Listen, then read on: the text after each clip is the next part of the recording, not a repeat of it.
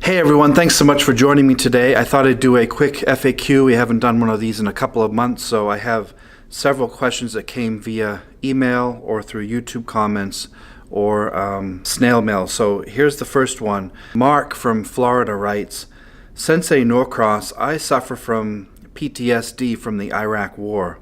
I know that you worked with the Dalai Lama and that you teach meditation. Would that help my negative thoughts at all? Well, Mark, first let me say thank you so much for your service. I have tremendous regard for the military and those who have served our country, so my hat's off to you. I salute you and all of those who have served our country in whatever means that is. And thank you for serving us in the Iraq War. Regardless of whether you believe it was justified or not, it doesn't matter. These brave women and men went off to war, and some paid the ultimate sacrifice. And some people such as yourself, I don't know if you were wounded in action or not, but the fact that you have PTSD, which stands for post-traumatic stress disorder, is something that I'm so sorry to hear that you have. I don't know your experiences, Mark, so I don't know how much my comments will help you at all. I'm not an expert. I'm not a psychologist or a psychiatrist. I do find that meditation works for me, but for some people, meditating, which means to become familiar with your thought processes, that might have a negative effect on you. So what I would suggest is to find a professional who knows this as their job. So if my car breaks down, I go to a mechanic, and if my mind is having trouble, my thoughts are giving me trouble, I'm having stress, and I'm losing sleep, and I might feel suicidal, very depressed, I would go see a psychologist or psychiatrist, someone.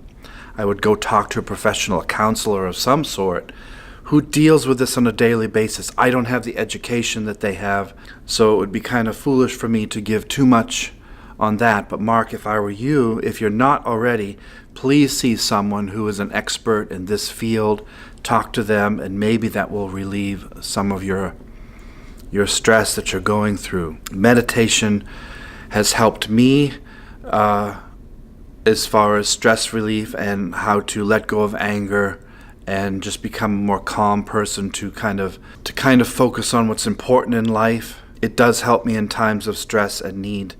But again, I don't know if it will work for you. It does not work for everyone. And for some cases I have read, it makes it even worse because you go in to the deepest thoughts and the recesses of your mind and you bring up even worse perhaps memories that you went through over across seas. So Mark, I would say please consult someone if you haven't already, or if you need a second opinion, find a second person to talk to. There must be something, I'm guessing through the VA, hopefully they're serving you and giving you the services that you might need. On a personal note, Mark, I hope that you feel better. I hope that you realize how much service you did to this country. I hope you realize how important your life is and how much meaning you bring to this world. And I just want to salute you and all of those who served for our country.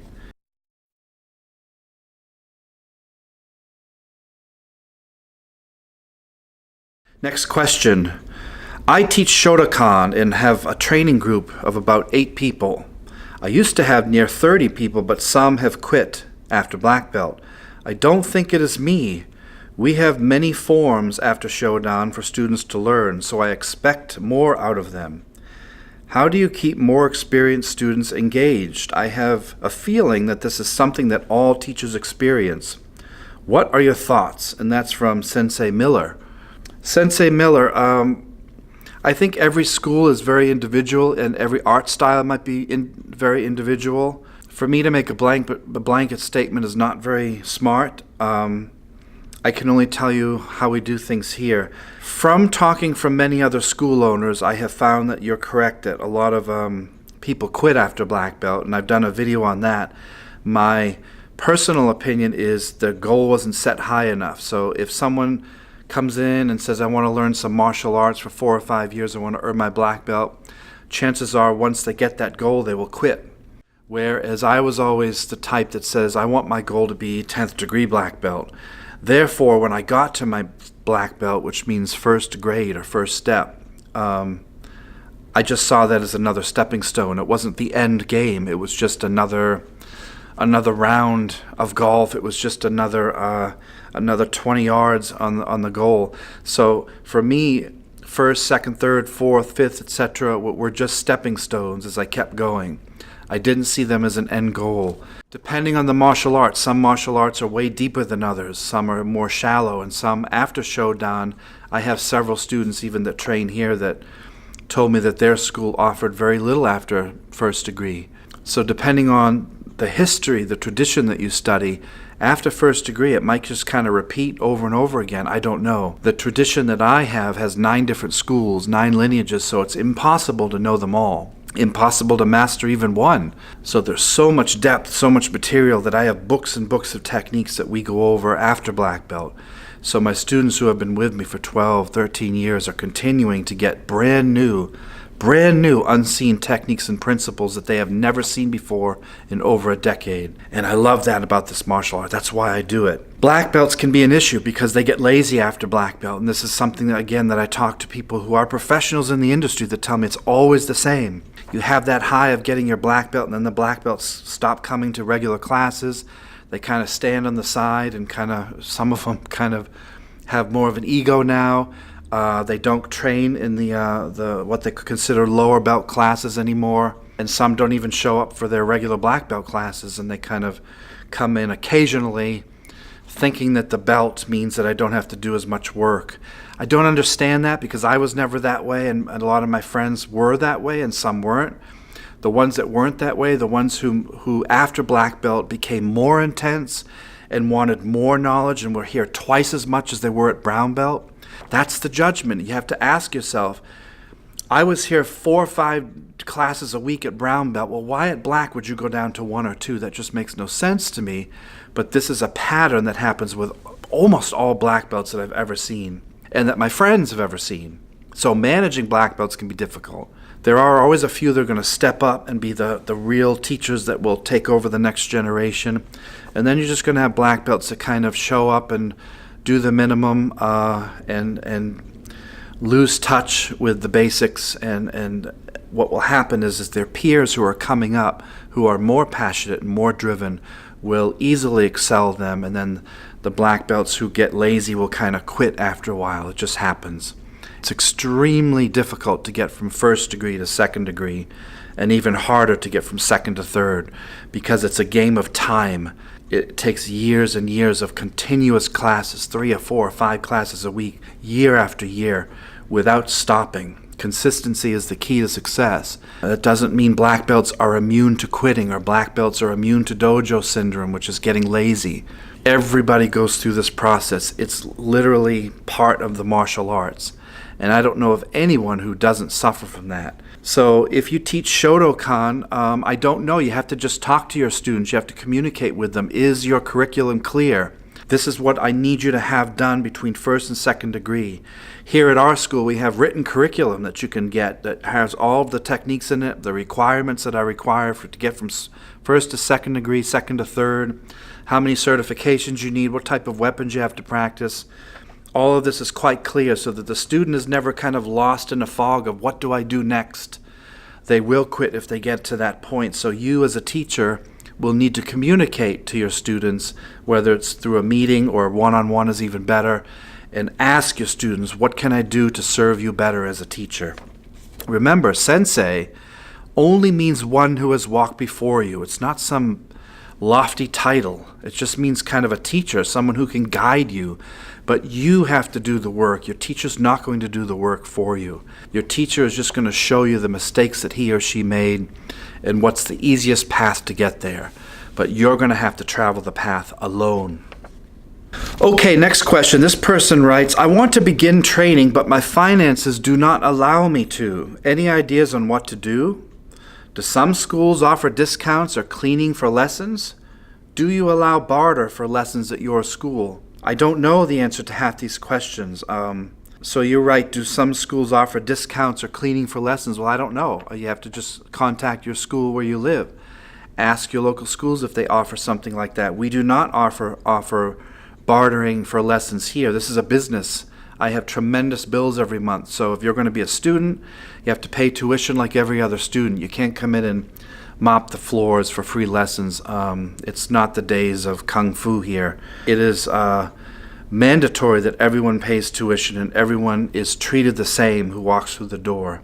If your finances don't allow you to train, well, stop writing and get a second job. I mean, I don't mean to sound so cold and harsh, but it's kind of common sense. Any ideas what to do? My idea is for you to get a second job or to get whatever you need to do, mow more lawns, rake more leaves, shovel more snow, whatever you need to do to get you more finances so you can train. Training in martial arts is considered a luxury. It's something that most people cannot afford.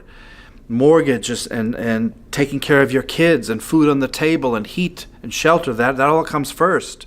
So martial arts is considered a luxury and most people cannot afford it. Even in the days of old Japan, most people who were wealthy could do it, the poor people could not, unless they had like a lucky uncle that knew it or something. But it is something that we do as a luxury. So if you want to train and you want to become really good at martial arts, you need to find the money and the finances like I did. I started when I was 10 years old, and I can remember raking lawns and getting a second job. I was in school, in middle school, and I had a part-time job. In high school, I had a job. After high school, I got 2 jobs to afford my training because where I trained, it was $200 or $300 a month for classes, unlimited at that school. And at age 16 and 17, I had a card. I was driving to seminars across the U.S. I was flying on planes, saving up money for hotels. Back then, there was no internet. All you had was books. So for me to get any education, I had to travel halfway across the United States to go to a seminar for 3 or 4 days. So to me, there's no excuse, especially in America, why you can't get a second job, third job. There are always ways. Money is easy to get. Money is very easy to get if you have the effort and the drive. Don't sit around and complain and ask me what to do. The answer is already within your question. Get out there and get the money and sign up for whatever school you want to go to.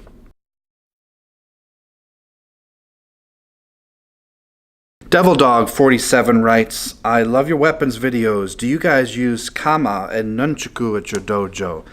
Devil Dog, we do not. Those are more Okinawan weapons. You probably will see those in different types of karate and stuff like that. We could use them. We occasionally pick up the sai, which is not really a samurai weapon. The jutei is, but the sai it looks like a trident with the 3 prongs. That is more of an Okinawan weapon, but we have fun with it, so we do use that just strictly for fun in weapons class. But primarily we focus on, as you can see on the walls, swords of all different kinds, spears, naginata, short sticks, kubotan, tanbo, hanbo, jo, bo, chains and flexible weapons like that, shuriken, throwing weapons, modern weaponry like a pen or something like that, or a keychain, or how to use a cell phone to defend yourself. All kinds of different things. The nunchaku we really don't use, but it's fun to use. I used to have them when I was a kid. I have a couple in the case for sale up there, so I'm not against that stuff. It's just something we don't focus on here. We have dozens of stuff we need to work on, and we don't work on those. The kama is a sickle. The bakuhatsugama, which is one behind me on the wall there, the kusarigama. I use those a little bit, but they're kind of a big weapon, so you really can't use that with a bunch of people around if you're swinging a 12-foot chain. But the kama are fun by themselves. I used to love those as a kid. Can't remember the guy's name that was in a lot of kind of bad 80s movies. He was really good with the kama. Anyway, I have a huge scar. Not anymore. I have a scar in my arm because we used to have double kama. We'd have one on each hand, and then you put the thing on your wrist, the rope, so they wouldn't come off, and you'd spin them around like this, like nunchaku, but they were sharp.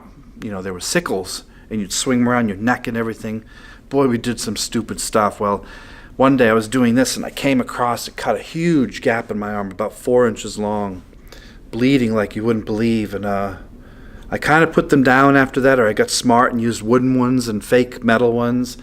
So, I would think what I could have done to my face and eye if I had hit that wrong. But again, when you're 16 years old out in the cornfield by yourself after you've watched a Shokosugi movie, you're going to do a lot of stupid stuff. So make sure whatever weapons you use training versions, whether they're padded or, don't use solid wood ones unless you expect to get hit 1,000 times. I have all kinds of stories from when I was using weapons and got damaged or hurt from being stupid. So safety should come first with weaponry, but we don't have those at our school.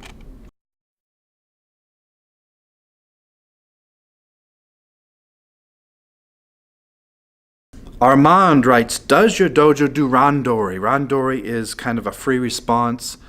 Ran, chaos, Dori to catch. So it's basically when you have multiple attackers coming at you, or it could just be two. We do Randori, yes, especially with the testing process. And a couple classes a month will do Randori, where you just basically do free response. People are going to come at you, and you have to defend yourself. You have to win. You have to survive. Sometimes I do a controlled Randori, where it's a little more controlled, where we only use, say, a set of 4 or 5 techniques from that particular month, and we've drilled those techniques, and now you're going to get out there, and we're going to put you under some pressure, under duress, because you shouldn't be comfortable when you're defending yourself. It should be stressful. And how can you perform under stress? Can you make the techniques work by using balance taking and principles versus just strength and speed, which are lower levels of combat? But yes, we do Randori, where it's just a free response against knives. Knives are coming at you. You have to defend yourself, take control of the person, get the knife away from them. We do them with weapons on occasion, but yes, we do Randori. And some light sparring. We don't do sparring like we don't gear up full speed and get into a ring and beat each other up. That's not the particular style that I do. It's much more of a self-defense and a sport. The techniques that I teach are meant to maim and kill people. They're not meant to get points in a system. So sparring is very controlled because, again, we hit targets full speed through the target. So it'd be very hard to just lightly tap each other going across the mat like a taekwondo match or something. It's very different than that. When we kick, we try to break the knee. We try to make you vomit. We try to poke your eye out. We try to hit and break your nose when we hit you, because that's how they did in the battlefield. So the sparring is a different martial art entirely. If you want to do sparring, there are many martial arts that specialize in that, where you can fully gear up with your mouth guard and the head guard and the gloves, and you can go at it full speed, and you can really have some good, excellent training there. So I would suggest, if you want sparring, get a local place that does that, call them up and ask them. And hopefully your school does Randori as we do here, because that's a very important part of training. Training can't always be just you and one person doing a technique. You have to have multiple attackers, because the randomness of a real fight is what's important. A stagnated, preset fight, which is a kata, is very unlikely to happen on the street. And the more involved the kata gets, the less practical it becomes. The more simple it is, the more effective. And Randori brings that chaos, that chaotic nature into the fight, which is what's going to happen out on the street. You might be fighting one guy over here, all of a sudden there's a kick out of nowhere, or a club comes out from here, or a guy pulls out a pistol or a knife or something. You have to be ready for that stuff so that you're not caught off guard. That is the ninja saying, Banpen Fugyo, which is, no surprises for the ninja. 10,000 things may happen, but there will be no surprises for me, because I have trained in all these different scenarios. I'm hoping that my odds of survival will be a little bit greater, much greater, than those who don't train at all.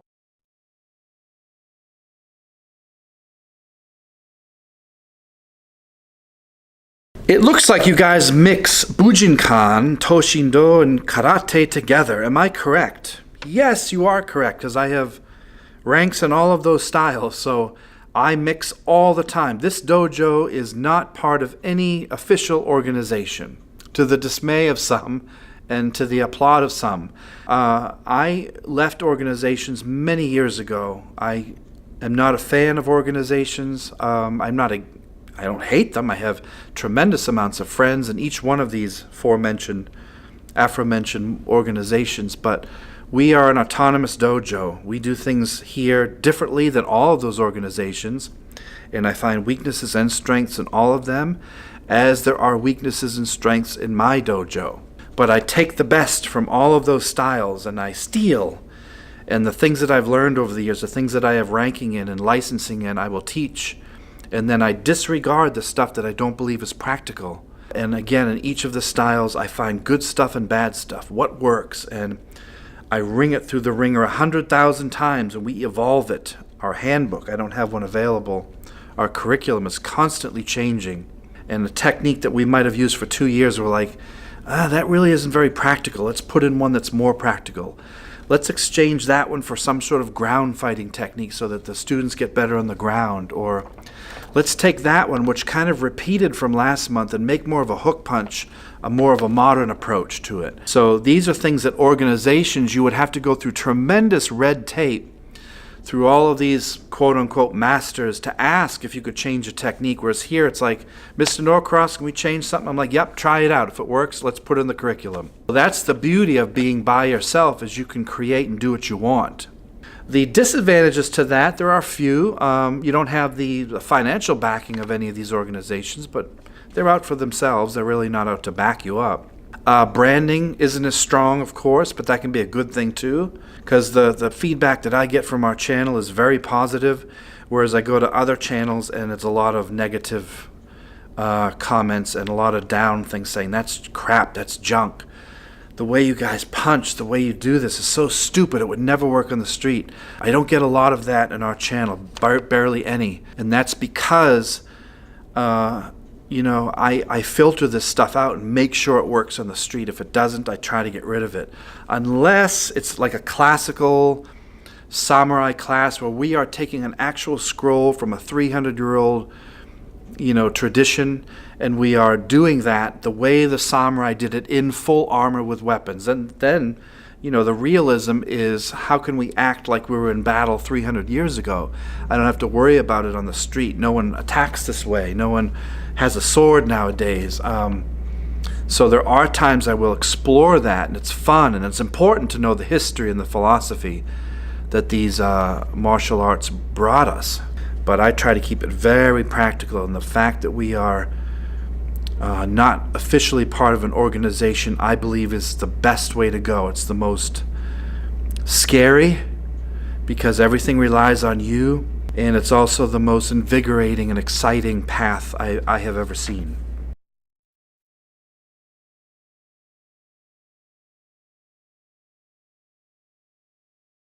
I love the katana and I watch a lot of anime. Where can I learn it? Does your school offer sword classes? The answer is yes. We offer sword classes in our weapons class. We don't have a sword class like every Monday at 8 because there isn't enough demand for that. But we do have weapons that we do every Tuesday, and we have weapons every Saturday that we do. So the weapons exchange out every week or two. Let's see, tonight we're doing Mutodori, which is when you don't have a weapon and you have a guy has a sword and he's coming at you. A couple weeks ago we did bow. A couple weeks before that, the short stick, knife, the sai we did, all kinds of different weapons. But you can learn the katana. You have to research. Again, a lot of these questions I think people ask like they want my approval, or they're just trying to be nice and to feedback my opinion, but I can't give my opinion on a lot of this stuff because it's kind of common sense. Where can I learn it? Well, you have to go on Google and Google it. Google Kenjutsu, Google katana sword training, and see what pops up in your area. I can't help you. I don't even know where this person lives. You might live in another country, so I can't give you the information you're looking for. You have to be your own teacher. You have to be the one who does the work. I can't do the work for you. But yes, we do the katana, and I love it too. I don't watch anime. I've never watched anime, so I don't know anything about that to give you an opinion on that.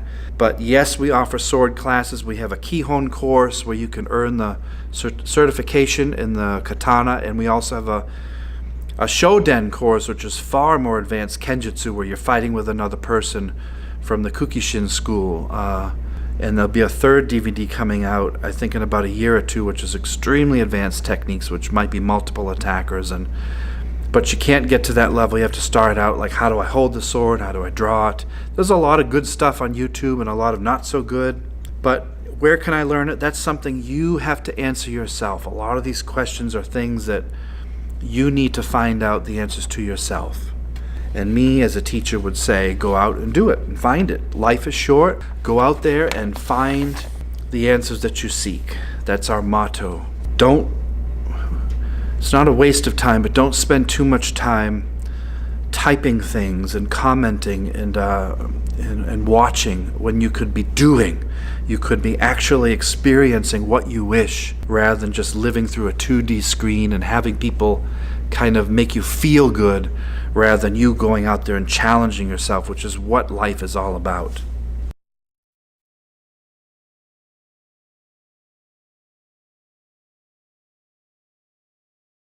People have been asking, how do I get your DVDs? Again, go to the internet and go to our website and you can find them.